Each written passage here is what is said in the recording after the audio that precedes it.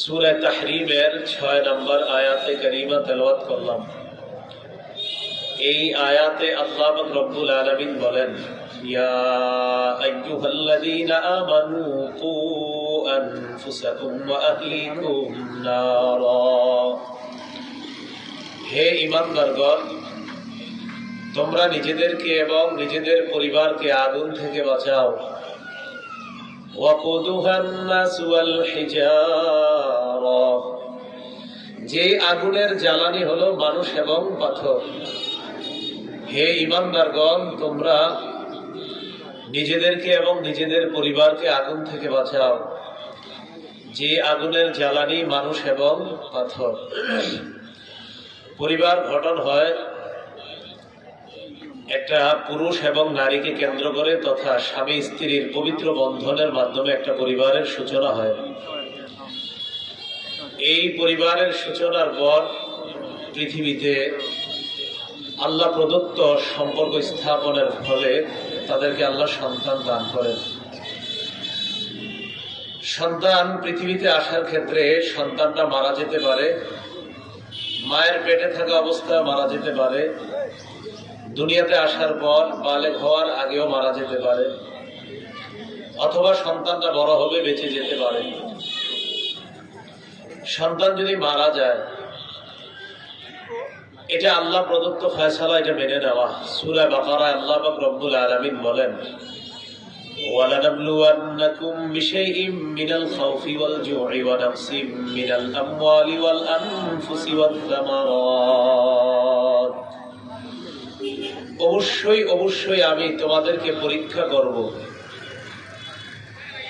বিশাইইম মিনাল আমওয়ালি ওয়াল আনফুসি ওয়াস সামারাত,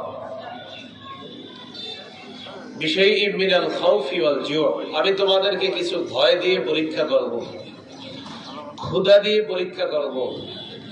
ওয়া নাকসিম মিনাল আমওয়ালি ওয়াল আনফুস, সম্পদ সন্তান তাদেরকে আমি নিয়ে যাব, এর মাধ্যমে আমি তোমাদেরকে পরীক্ষা করব।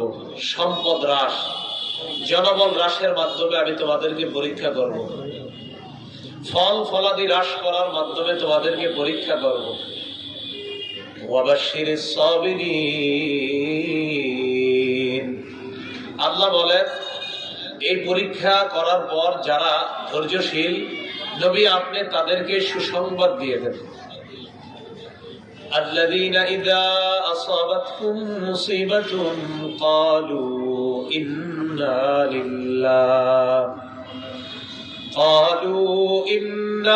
لله وإنا إليه راجعون। ধৈর্যশীল তারা, যাদের কাছে কোনো বিপদ আসলে, যাদেরকে বিপদ স্পর্শ করলে তারা বলে ইন্না লিল্লাহ, আমরা আল্লাহর জন্য, ওয়া ইন্না ইলাইহি রাজিউন, আমরা আল্লাহর কাছেই ফিরে যাব। সন্তান জন্মকালে যদি মারা যায়, সন্তান জন্মের সময় যদি মারা যায়, এটা আল্লাহর পক্ষ থেকে পরীক্ষা।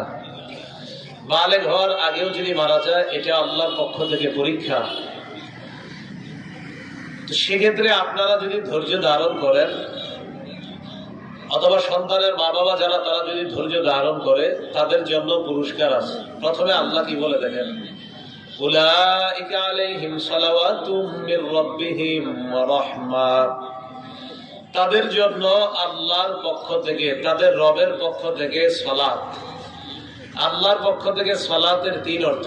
সালাতু মিনাল্লাহ আলা সালাসাতি আশিয়া, তাফসীরে সামারকান্দি ১ নম্বর খণ্ড ১০৬ নম্বর পৃষ্ঠা। আল্লাহর পক্ষ থেকে সালাতের তিন অর্থ। ১ নম্বর তৌফিকুত তাআ, আল্লাহর পক্ষ থেকে সালাতের অর্থ হলো যে বান্দা ধৈর্য ধারণ করে, আল্লাহর পক্ষ থেকে তার উপর সালাতের অর্থ হলো ওই বান্দাকে নেক কাজ করার তৌফিক আল্লাহ দান করবেন। ২ নম্বর ওয়াল ইসমাতু আনিল মাসিয়াহ, আল্লাহর পক্ষ থেকে বান্দার উপরে সালাতের অর্থ হলো ওই বান্দাকে আল্লাহ গুনাহ থেকে বাঁচাইবেন, গুনাহ থেকে আল্লাহ পাক তাকে রক্ষা করবেন। ৩ নম্বর, তাদের উপর সালাতের অর্থ হলো মাগফিরাতুজ যুনুবি জামিআ, ওই ধৈর্যশীল বান্দা যারা, তাদের সবগুলা গুনাহ আল্লাহ মাফ করে দিবেন। ও রহমা, তাদের জন্য রহমত। এই রহমত দ্বারা উদ্দেশ্য আল আমনু মিনাল আযাব, আযাব থেকে নিরাপত্তা। আল্লাহ ধৈর্যশীল বান্দাদেরকে আযাব থেকে নিরাপত্তা দান করবেন। এরপরে আল্লাহ বলেন ওয়া উলাইকা হুমুল মুহতাদুন, তারাই হেদায়েত প্রাপ্ত। তারাই হেদায়েত প্রাপ্ত বান্দা দ্বারা কি উদ্দেশ্য? এক নাম্বার উদ্দেশ্য আল মুহতাদুন লিহাযিহি আত-তারিকাতিল মুসিলাতি বিসাহিবিহা ইলা কুল্লি খায়র। ধৈর্যশীল বান্দারা এমন রাস্তার সন্ধান পাবে, এমন পথের সন্ধান পাবে যেই পথ তাদেরকে সমস্ত কল্যাণ পর্যন্ত পৌঁছে দিবে। দুই নাম্বার আল মুহতাদুনা ইলাল জান্নাহ আল ফাইজুনা বিসাওয়াবিহিম, তারা জান্নাতের পথ পেয়ে যাবে এবং ভরপুর সওয়াবের মাধ্যমে তারা সফলতা লাভ করবে। মুহতাদুনের তিন নাম্বার অর্থ আল মুহতাদুনা লিসাইরি মা লাজিমাহুম, তাদের উপর যত আবশ্যকীয় বিধান আছে এই বিধানগুলা পালন করা আল্লাহ তাদের জন্য সহজ করে দেন। তারা হলো মুহতাদুন, হেদায়েত প্রাপ্ত বান্দা। আল্লাহ আমাদের সকলকে সকল বিপদে ধৈর্য ধারণ করার তৌফিক দান করেন।